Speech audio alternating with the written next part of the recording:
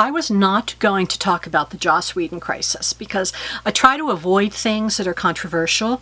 But then I thought, hey, I am uniquely qualified to talk about this. Then I decided, no, I don't think I'm going to talk about this. Then I read a post by Alice Jester on the site Winchester Family Business, and then I said, you know what, I really do need to talk about this. So keep watching for 3 tips on dealing with the Joss Whedon crisis.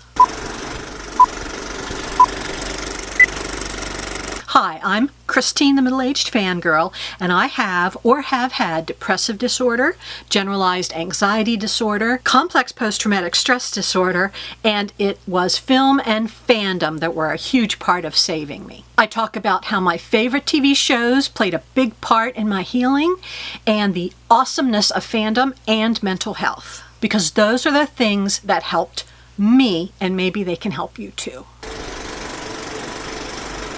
By now, everyone in fandom knows that a couple weeks ago, Kay Cole, Joss Whedon's ex-wife, wrote a post for a site called The Wrap, in which she said that many times during their 15-year marriage, he cheated on her. I will link to that article down below. When they finally divorced, Joss apparently came clean and tried to justify his behavior in a way that made him sound just like your basic womanizer and actually a little creepy. And not the feminist he always said he was. The morning after the story broke, I woke up, I hadn't even seen it yet, but I did see a tweet from a site called Whedon-esque that said they were shutting down. I did some digging and found the story about Joss. And then I messaged my friend and I said, is this the reason Whedon-esque is shutting down? Because it seems like a little bit of an overreaction. We did some more digging and eventually concluded that it wasn't the whole reason, but it was part of the reason. And I read posts from several people who said that they could not watch Joss's work in the same way anymore because he wasn't the feminist they always thought he was. In fact, he was a big jerk. I didn't have that problem, and I will explain why in a minute. But I did know exactly how, I don't know if it's Kay or Kai, and I apologize. I'll just say Kay. If I'm wrong, just let me know. I did know how Kay felt. She said that the experiences of her marriage had given her complex post-traumatic stress disorder. And I had been in a relationship for 30 years with someone with a personality disorder that gave me complex PTSD too. I know what it's like to feel like you're going crazy because the reality that you think you're experiencing is not what somebody else says is happening. I know what it's like to be so broken that you don't think you can trust your own instincts. On top of that, my moral and ethical code tell me that people always come first. They are of infinite value and should never be considered a means to an end. The argument that someone should be excused from bad behavior because of their creative genius just is not justified in my world. So here's tip number 1 for dealing with the Joss Whedon crisis. No matter how brilliant somebody is, behavior that is bad enough to damage someone's psyche is wrong and cannot be tolerated. But, and this may seem like a contradiction, but it's really not, it doesn't affect how I view Joss's work because, tip 2, the art and the artist are 2 different things. If you say, no, they're not, well, here are a few things to think about. Have you ever listened to the Beatles? Do you think they're one of the greatest rock and roll bands of all time? I do, but it's pretty well established now that John Lennon beat his first wife. Do you watch classic films?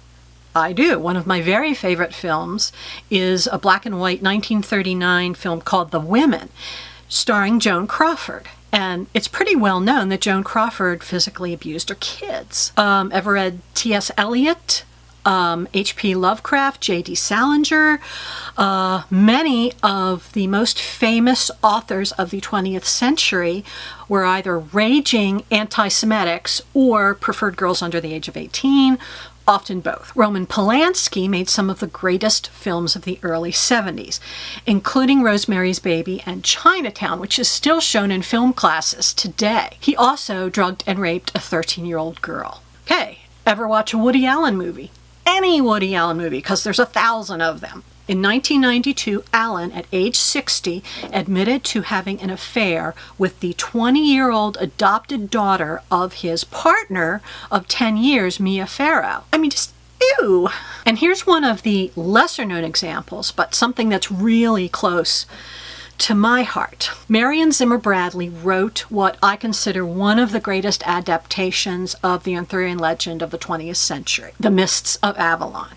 It was a book that changed my life in a lot of ways. After she died, her children came forward and said that she had molested them physically for years. And not only that, that she had protected her husband, who she knew was molesting young boys. If you can't separate the art from the artist, you can't ever Google anything again.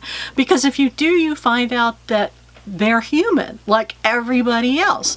And their vices range from bad habits to criminal behavior. Let me make it clear, I am not saying great art excuses bad behavior. People are not a means to an end, and they always come first. What I am saying is that the art is not the artist.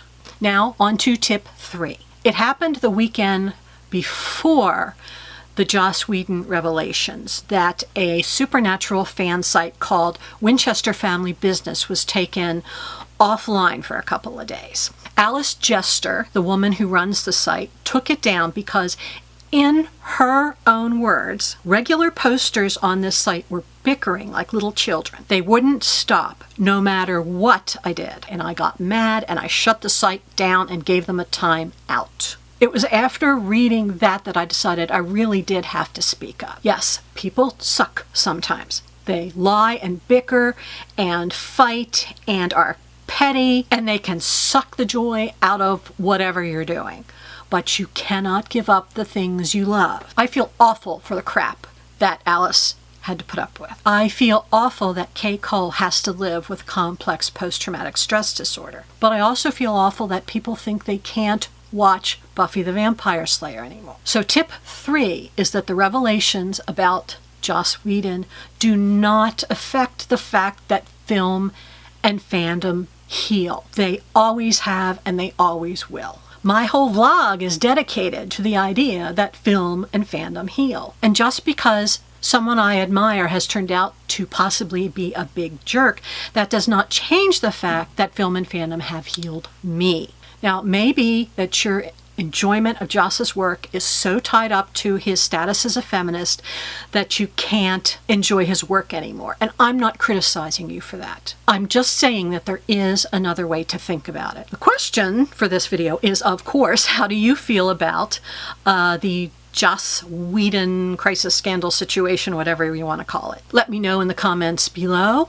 And if this video helped you even just a little bit, consider subscribing by hitting my little round face button, which is down here somewhere. And please share this video with someone who might be struggling about whether they can watch Joss Whedon's work, because I truly believe that film and fandom can help you heal. It is good for the soul.